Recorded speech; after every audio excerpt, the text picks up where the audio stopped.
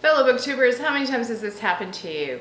You film not one but two videos and the sound, the microphone was like semi-unplugged from the camera. Awesome, so take two.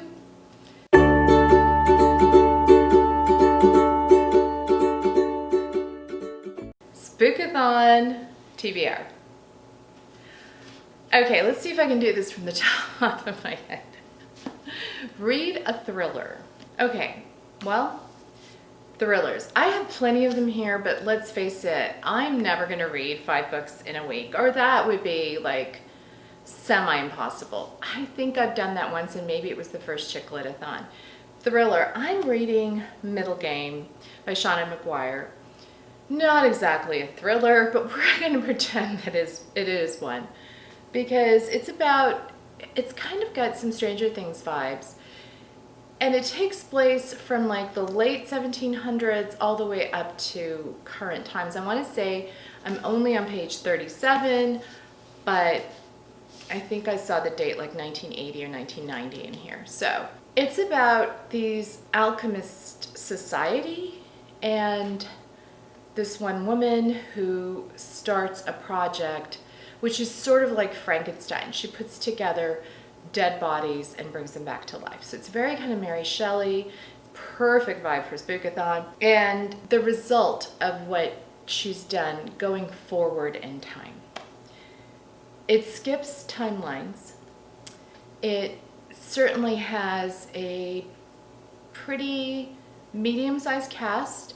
And I started listening to it on audiobook when we were returning from our road trip for fall break, which was last week, and I couldn't quite keep it all straight in my head. I don't know if it's because, I was a little sleepy from a week of doing things and being with my parents and our son who's up in college there, but I don't know, it's better for me. So I literally came home, took a 2-hour nap, and then picked up the actual book and started reading it because I think it's going to be easier for me to actually physically read the book than to listen to it. Maybe until I get into it and I recognize all the characters that are being introduced. Are you that way sometimes with audiobooks? I don't know. A book that I actually already finished via audiobook and was fantastic, City of Ghosts by Victoria Schwab. What a delightful little book. The characters are absolutely fantastic. And I'm giving you the review in my TBR because I've already finished it, but it is awesome. It is absolutely awesome. It's about a girl whose parents have a paranormal investigations show. They end up in Edinburgh. Her best friend is a ghost. She's able to cross the veil and as a result meet ghosts that haven't crossed over to wherever they're going. So they're kind of in this middle area. Really delightful. The plot isn't so much a mystery as a paranormal style plot, and it moves super quickly. I think this would be the perfect book for definitely 5th and 6th graders, maybe even 4th graders. So it's definitely middle grade. A book with a scary or spooky word in the title, Dead Voices. We've got the word dead. That works for me.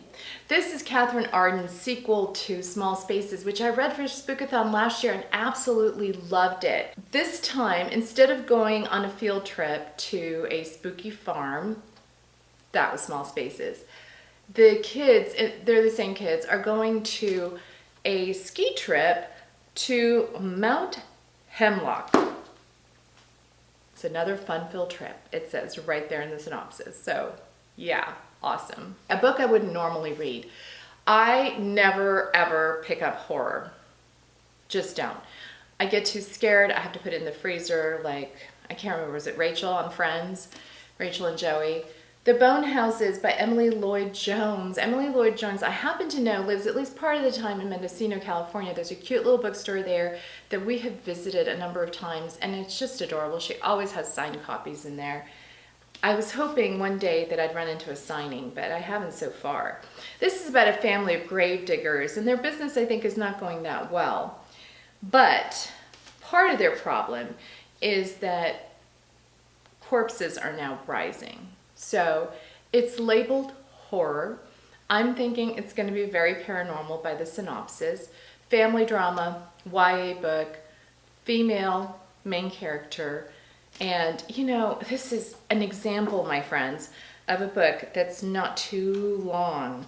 I guess it's 330 pages or something, 338, but you know, not many words per page.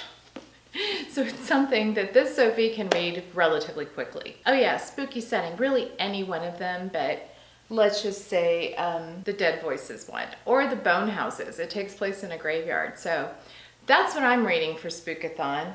Today's the first day. What have you read for it so far? Where have you started reading? Link your TBRs down below, or just let me know if you're participating.